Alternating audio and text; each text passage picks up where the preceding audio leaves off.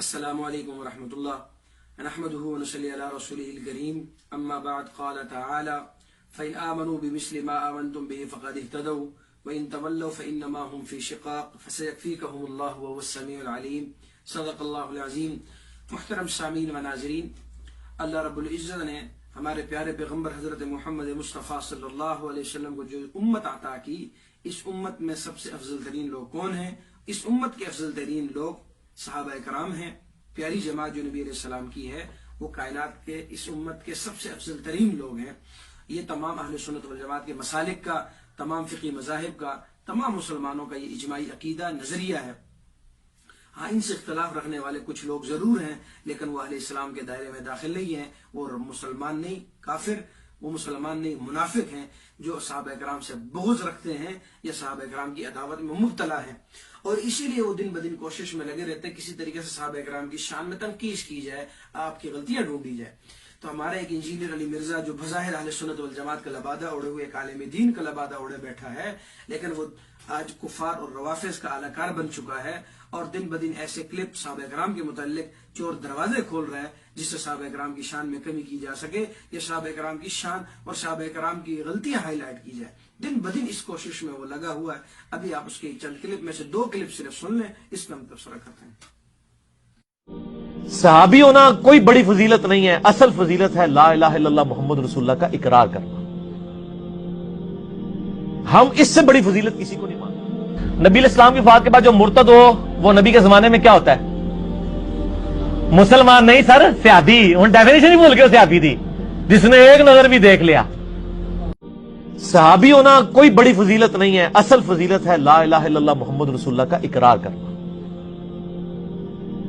ہم اس سے بڑی فضیلت کسی کو نہیں مانتے۔ نبی علیہ السلام کی وفات کے بعد جو مرتد ہو وہ نبی کے زمانے میں کیا ہوتا ہے؟ مسلمان نہیں سر، سیادی۔ ان ڈیفینیشن ہی بھول کے سیادی تھی، جس نے ایک نظر بھی دیکھ لیا۔ سن لیا ہے، دیکھیں یہ کہہ رہا ہے کہ جی صحابی ہونا بڑا رتبہ، بڑی فضیلت نہیں ہے، کلمے کا اصل اقرار کرنا فضیلت ہے۔ اور بھئی اس کی عقل پہ پردہ پڑ چکا ہے۔ میں کہا کرتا ہوں صحابہ کرام کے بغض میں جو مبتلا ہو ان کی عقلوں پہ پردہ پڑ چکا ہوتا ہے، اس کی عقل پہ بھی پردے پڑ گئے ہیں۔ اگر ذرا سی سینس ہوتی، اس میں عقل ہوتی، اس قسم کی گفتگو ہمیشہ کبھی نہ کرتا۔ بھئی صحابی ہونے کے لیے پہلی شرط یہی ہے کہ انسان کلمہ پڑھے، ایمان لائے، یہ پہلی شرط ہے۔ تو کہتا ہے ایمان لانا اصل فضیلت ہے، تو صحابی ہونا فضیلت نہیں۔ اور بھئی صحابی بنے گئی تب جب وہ کلمہ پڑھے گا، پہلی شرط ہی یہی ہے۔ باقی شروط بعد میں ہے کہ وہ نبی علیہ السلام کی صحبت پائی ہو یا نبی علیہ السلام سے ملاقات کی ہو، تو یہ باقی شروط بات کی ہیں۔ پہلی شرط یہ ہے کہ وہ ایمان لائے، کلمہ پڑھے۔ اور ایک ہے میرا تیرا کلمہ پڑھنا، ایک ہے کہ آج کوئی بندہ کسی عالم کے ہاتھ میں کلمہ پڑھ کے مسلمان ہوتا ہے، اور ایک ہے صحابہ کرام کی پیاری جماعت جو خود رسول اللہ صلی اللہ علیہ وسلم کے ہاتھ پہ کلمہ پڑھ رہی ہے۔ ان کا کلمہ پڑھنا بھی افضل، جس کے ہاتھ میں کلمہ پڑھ رہے ہیں وہ بھی افضل ترین ہستی۔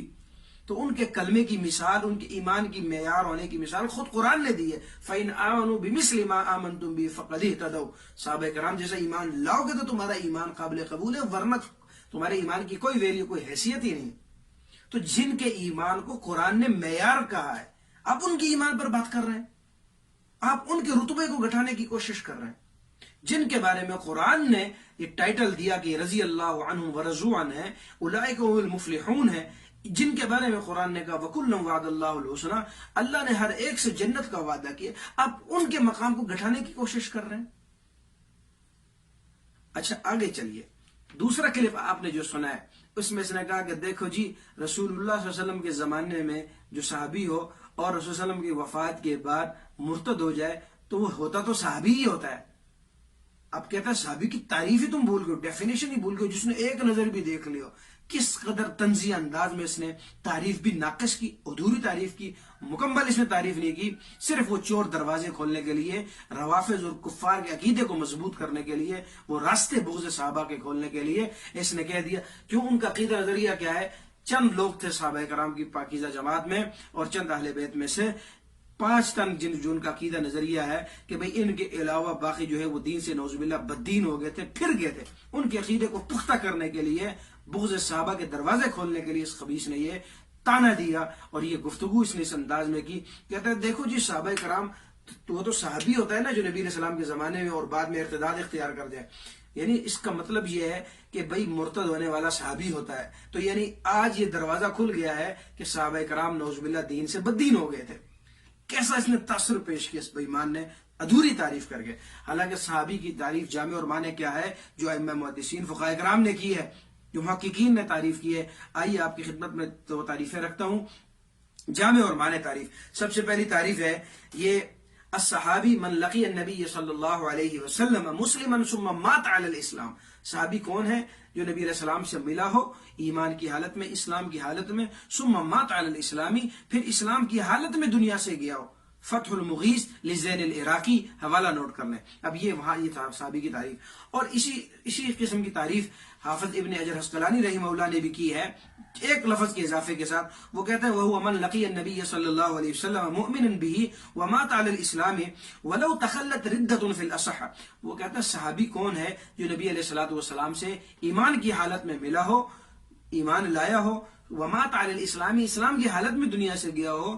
آگے کہتے ہیں وَلَوْ تَخَلَّتْ رِدَّةٌ فِي الْأَصَحِّ، اگرچہ وہ درمیان میں کچھ عرصے کے لیے وہ مرتد ہو گیا ہو، پھر وہ دوبارہ اسلام لے آئے اور اسلام کی حالت میں دنیا سے چلا جائے. یعنی پہلے نبی علیہ السلام سے کے ہاتھ پہ ایمان لایا، درمیان میں کچھ عرصہ ارتداد لاحق ہوا، دوبارہ ارتداد سے توبہ کی، دوبارہ اسلام لایا اور اسلام کی حالت میں چلا گیا. یہ شرط اتفاقی ہے کہ ایمان کی حالت میں نبی علیہ السلام کی صحبت پائی ہو یا ملاقات کی ہو اور ایمان کی حالت میں دنیا سے گیا ہو. ایمان کی حالت میں مات علی الاسلام، اسلام کی حالت میں جانا یہ شرط ہے صحابیت کے لیے. اگر ایمان اسلام کی حالت میں نہیں جاتا وہ صحابیت میں داخل نہیں ہے. وہ تو اس لیے اس قسم کا تعصب نظریہ دینا خالص بدگمراہی ہے. آپ جو لوگ کہتے ہیں کہ دیکھیں جی انجینئر علی مرزا حوالے سے بات کرتا ہے، دلیل سے بات کرتا ہے، ہم کہتے ہیں دیکھیں اس کا حوالہ، اس کی دلیل، نتیجہ یہ نکلتا ہے کہ یہ آپ کو بغض صحابہ میں مبتلا کر رہا ہے. وہ دروازے کھول رہا ہے جو صحابہ کرام کے بغض میں مبتلا لوگ ہیں ان کی طرف رہنمائی کر رہا ہے یہ بندہ. اللہ رب العزت اس کے فتنے سے امت کی حفاظت فرمائے. ہمیں صحابہ کرام سے سچی عقیدت، محبت رکھنے کی توفیق نصیب فرمائے. بھائی ہمیں صحابہ کرام کے ایمان کی فکر کرنے کی ضرورت نہیں ہے، ان کے ایمان کو قرآن نے آئیڈیل معیار کہہ دیا ہے. ہمیں اپنے ایمان کی فکر کی ضرورت ہے. وہ پاکیزہ جماعت ہے، ان کے لیے جنت کے وعدے ہو چکے ہیں. وہ رضی اللہ عنہ ورضوان جماعت ہے. ان کے متعلق کسی قسم کا نظریہ رکھنا، کسی قسم کی شان میں کمی کرنا، یہ ہمیں اپنے ایمان کی فکر کرنی چاہیے. ہم اپنے ایمان سے ہاتھ دھو بیٹھیں گے. صحابہ کرام کی شان میں کسی قسم کی کمی نہیں آتی، کیوں اللہ رب العزت نے جو مقام انہیں عطا کر دیا، الصحابی کالنجوم فبأیہم اقتدیتم اہتدیتم. نبی علیہ السلام نے تمثیل، تشبیہ، مثال کے ذریعے سمجھا دی میرے صحابہ ستاروں کے مانند ہے. تو ستارے آسمانوں پہ جگمگاتے ہیں، اس لیے صحابہ کرام کی شان بہت بلند ہے. ہماری زبان عاجز ہے. اللہ رب العزت صحابہ کرام کی سچی عقیدت، ان کے نظریات، عقائد پر ہمیں چلنے کی توفیق نصیب فرمائے، ان کا تحفظ کرنے کی ہمیں توفیق نصیب فرمائے. والسلام ورحمۃ اللہ وبرکاتہ.